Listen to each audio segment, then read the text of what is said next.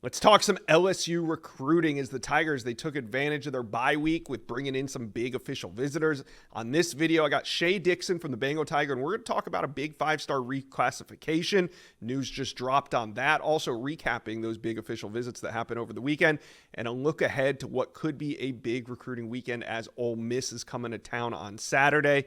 But before we get going, LSU fans, do me a favor right now and hit subscribe to the On3 Recruit channel. It's the best recruiting channel on YouTube, and we love talking LSU football, so go ahead and hit subscribe. All right, let's bring in Shea Dixon, Bengal Tiger. Now, Jahkeem Stewart, we got to talk Jahkeem Stewart. He's a big five-star that reclassified from the 26 class to the 25 class. He was the number 1 recruit. Now he's the number 14 overall.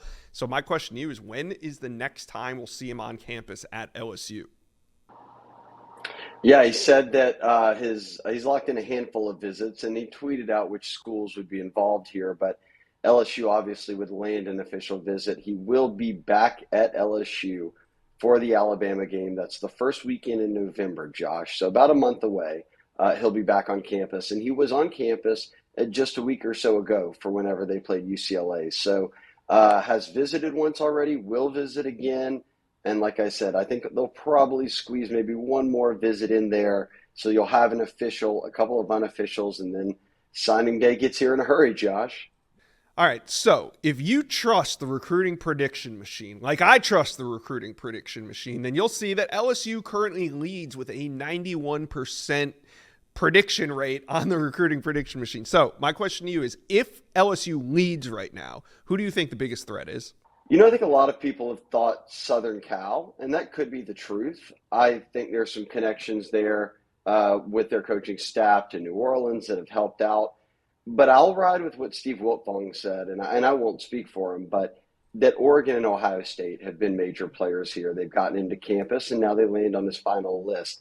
If you were to make me, as you are, Josh, pick one, I think this would probably be LSU Ohio State battle. It just seems to me that he's made a ton of trips there. We know they recruit at the highest of clips, and they've been on him for a while. So for me, I would say my wild card would be Ohio State. Shay, I got a question because this is kind of a unique situation with Jahkeem Stewart. So he enters his freshman year. He transfers high schools, has to sit out his freshman year of high school. He plays his sophomore year of high school. Really good. We got him as a 5-star, the number 1 player overall. But then he transfers so he can do this reclassification. So this is another transfer. So he has to sit out this year.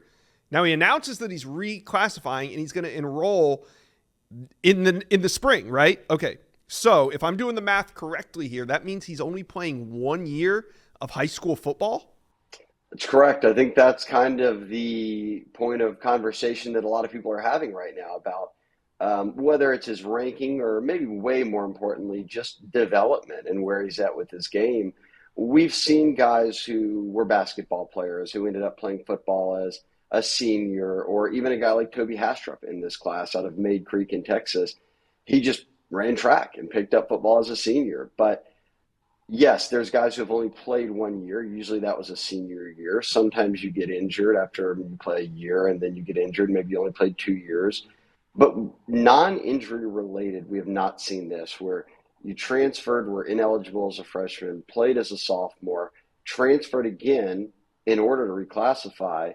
Reclassify meaning you will skip your senior year, but because of making the move to reclassify from St. Aug to Endicott, these are 2 schools in New Orleans, he was ineligible again. So 2 of the past 3 seasons, he's been ineligible, which leaves him just working with his trainer and doing stuff away from the field. He's not even able right now to practice with Edna Carr. So it's such a unique situation for any kid, Josh, let alone someone who is being touted as one of the best defensive linemen, a 5-star type prospect that's out there. We thought we still had 2 years of high school football in front of us, and you look up and yes, he's reclassifying, but he won't play another down of high school football, skipping 2 years basically to go to a college campus. And whenever he plays in his first college game, that will be the first time he's played in a game since November, December of 2024 or 2023, excuse me. So this is a very, very unique situation where we just don't see it very often. And I think that's why it's going to be one to pay attention to once he gets to college and how that development goes from there. Yeah, and I bring it up not to slight him, because look at the teams that are recruiting, right? Everybody is still values him as a 5-star, as a top 20 player in the country. But I just saw that and thought it was interesting, the fact that he's only going to play one season before entering college football. So we'll see what happens there. But I want to move on and talk about official visitors that were on campus during LSU's bye week. I know you said that there was double-digit visitors, right? But were there any non-LSU commits on campus? Yeah, only one out of the double-digit visitors was not currently committed to LSU. He is committed. He's just committed to Houston. That's Jacob Bradford coming out of Catholic High. He's a senior. He's the older brother of Blaine Bradford at Catholic High, another DB who we've got ranked as the number one safety, a top 10 player in the country. And Jacob, as a senior at Catholic High, Josh, the connection here is, remember, Tulane has been a great football team the past few years. Willie Fritz built them up. He took that job at Houston, and then he just went heavy on recruiting Louisiana players, knowing that, hey, look, LSU can't take everybody. Let's go in there and grab a lot of guys who can play at this level. And Jacob was one of a handful of guys out of Louisiana that committed to Houston. But when the offer came from LSU before his senior season, he's told us that they've been in almost daily contact, if not every other day, that they're pushing heavily for him as a nickel star type player, which is kind of a versatile safety who can play down in the box. And I really do think that, but whether it's by the time people are watching this or signing day, I think he flips from Houston to LSU. So LSU has 26 commits. They have a top 3 class. They want to sign 25 to 30. So we're not expecting many more, right, Josh? So this is one that I would circle and say, okay, they can go out there and flip him, keep him home, and then if you add another piece or two, which is expected, then you've capped off a pretty great class. All right, Shane, let's look ahead to this weekend. We got Lane Kiffin and Ole Miss coming to town. What do you expect this visitor list to look like? I'm sure there's going to be some big-time recruits on campus. There'll be a lot of big names on campus, and I think it plays off what I just said with, as this 2025 class is basically filled up, right? All the heavy lifting and more is done, and you're putting together the finishing pieces. Then you looked at 2026. Jahkeem Stewart's no longer in that mix. He'll be back in town later, but there's a new number one in Louisiana, Lamar Brown, here at U High. He'll be on campus. Like I said, Blaine Bradford is a top 10 player in the country. He moves up in state as the number 2 player now. He'll be on campus. And they've already got 4 commits for 2026, all from New Orleans. So they're going to go heavy on Louisiana. I think a lot of guys come in for this game.